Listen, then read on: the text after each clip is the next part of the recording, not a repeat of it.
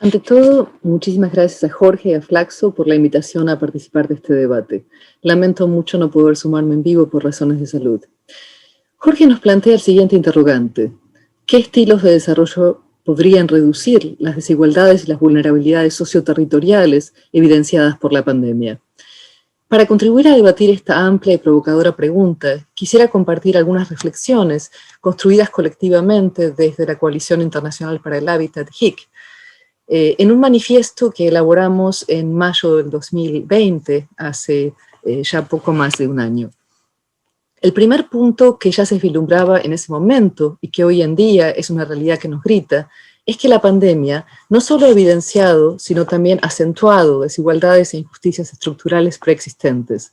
En ese sentido, COVID-19 no solo representa una crisis sanitaria mundial, sino también una crisis que pone al desnudo el agotamiento de un sistema político-económico, un sistema que opera como una máquina de producción y reproducción de nuevas y viejas inequidades y exclusiones.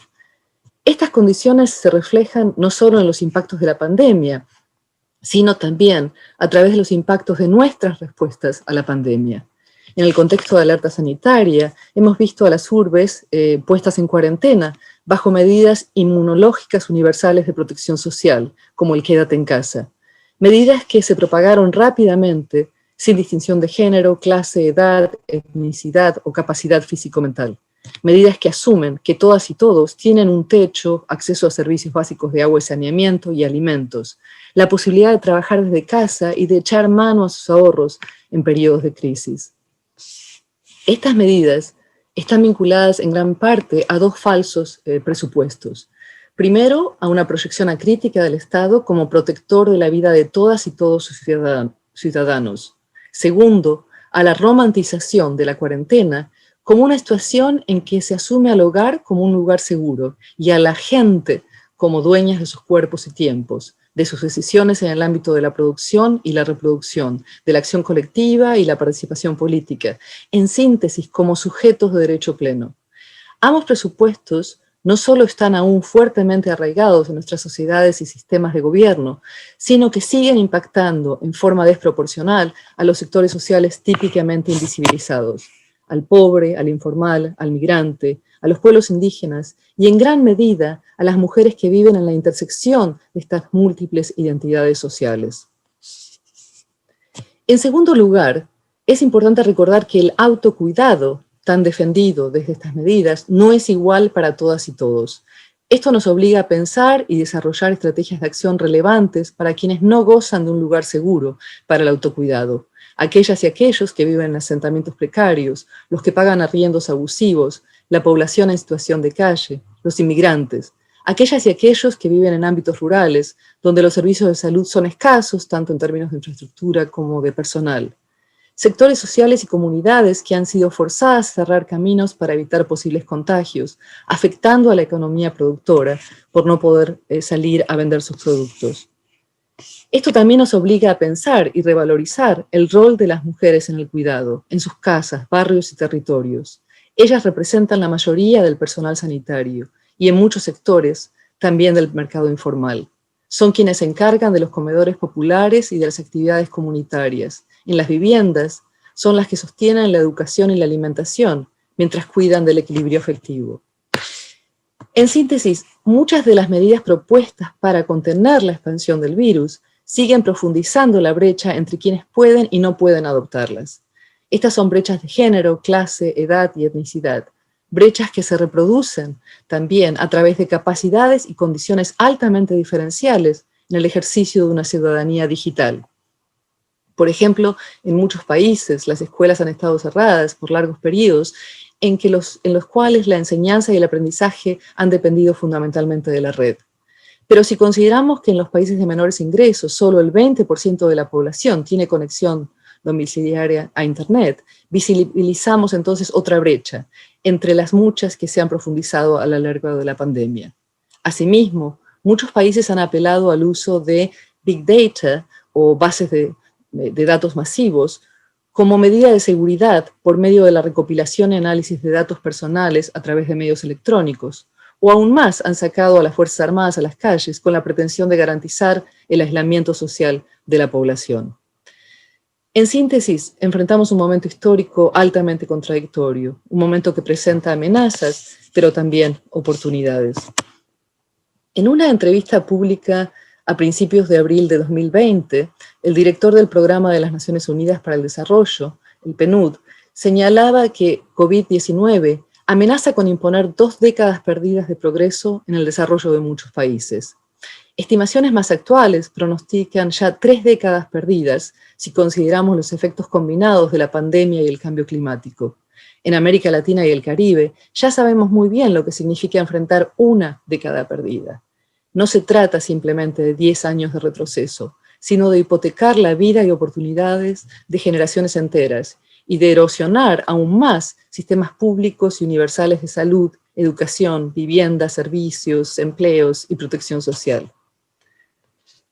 También a principios de abril del 2020, en un momento en que los impactos de la pandemia eran recién incipientes en muchas regiones, el secretario general de las Naciones Unidas estimaba la necesidad de movilizar un plan de asistencia internacional equivalente a más del 10% del Producto Bruto Mundial.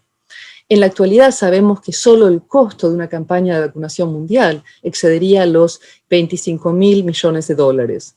Sin embargo, a la fecha, los esfuerzos internacionales y regionales en este sentido son aún marginales y deben profundizarse y pensarse, si quieren, como un equivalente de un plan Marshall para la reconstrucción.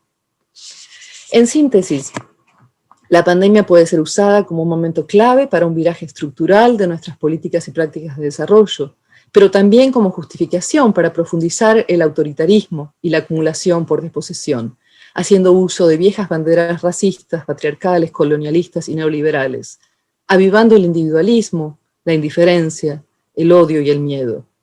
Pero esta crisis también ha demostrado la capacidad colectiva de pensamiento y haceres críticos de nuestros pueblos. El reto actual es reconocer y empoderar estas capacidades colectivas, así como reclamar y fortalecer el rol del Estado como garantor del derecho al hábitat y el habitar. Para finalizar, quisiera resaltar 3 ejes claves de acción para avanzar hacia un futuro social y ambientalmente justo. El primer eje está vinculado a la activación de procesos de redistribución profunda. Esto es, procesos que apoyen una reorientación de la economía para proteger la vida y el hábitat de todas y todos. Esta no es una tarea a abordar desde respuestas contingentes, sino estructurales, que demanda, entre otras medidas, la protección de la función social de la propiedad y el suelo, tanto en el campo como en la ciudad, y del medio ambiente como un patrimonio común intergeneracional.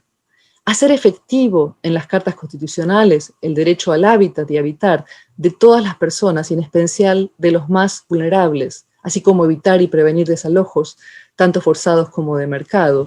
Sé que este es un tema que Ana Sugrañes nos va a invitar a explorar. Y también una redistribución profunda demanda reformas tributarias que corrijan los déficits de recaudación estatal y fortalezcan la progresividad del sistema impositivo, particularmente de impuestos a la renta y al patrimonio. Les invito a leer el manifiesto de HIC, donde encontrarán una lista más detallada con medidas adicionales que son esenciales para avanzar en un ejercicio de redistribución profunda. En segundo lugar, es importante recordar que la redistribución depende del reconocimiento de diferencias e invisibilidades. Como lo planteó ya Nancy Fraser décadas atrás, si somos invisibles no somos sujetos de ningún ejercicio redistributivo, sea este contingente o estructural. Esto significa proteger los derechos y oportunidades a un hábitat y habitar dignos, sin distinción de género, sexualidad, clase, edad, etnicidad, religión y habilidad físico-mental, reconociendo la transversalidad y el rol de múltiples identidades sociales en base a las cuales se reproduce la discriminación, el estigmatismo, la segregación y la marginalización. El reconocimiento significa valorar y apoyar en forma activa prácticas populares en la producción y gestión social del hábitat y el cooperativismo, la inclusión explícita de los pueblos indígenas, así como la valoración de tareas de cuidado de la vida y reproducción social en todas sus escalas. Significa también reconocer el valor de las economías solidarias y apoyarlas en términos legales, regulatorios y de recursos, así como promover relaciones recíprocas de desarrollo entre ámbitos rurales, urbanos y periurbanos, y de relocalización y acorte de las cadenas de producción y distribución de alimentos, de abastecimiento energético y de agua, de manejo y recuperación de residuos como recursos. El tercer eje clave de acción implica profundizar a diferentes escalas mecanismos de participación democrática directa, sin discriminación de género, sexualidad, clase, edad, etnicidad, religión y habilidad físico-mental. Esto significa la adopción de medidas para, en primer lugar, combatir en forma activa relaciones autoritarias, clientelistas y discriminatorias entre la ciudadanía y el Estado. También garantizar la igualdad de los y las inmigrantes como sujetos de derecho, profundizar los procesos de descentralización y autonomía municipal, así como los mecanismos de participación directa en la ciudadanía, en la asignación y ejecución del gasto público, garantizar el acceso al acompañamiento social, económico y técnico-legal requerido para la transformación del hábitat junto a las y los pobladores, y, entre otras medidas a resaltar, por supuesto, combatir en forma activa las dicotomías patriarcales y autoritarias que promueven y sostienen la inequidad de género, ampliando el espacio de participación y voces de las mujeres en la toma de decisiones. En síntesis, el repensar estilos alternativos de desarrollo urbano nos lleva a centrarnos en nuevas e históricas formas de redistribución profunda, de reconocimiento y de paridad de participación política para proteger la construcción colectiva del hábitat y el habitar. En el manifiesto de HIC encontrarán más medidas recomendadas para avanzar en estas tres dimensiones. Les invito a leer y divulgar el manifiesto y sumar vuestra firma y vuestra voz. Para finalizar, quisiera resaltar un cuarto eje clave en el repensar estilos de desarrollo alternativos que subyace a los tres expuestos. Me refiero al de la justicia epistémica.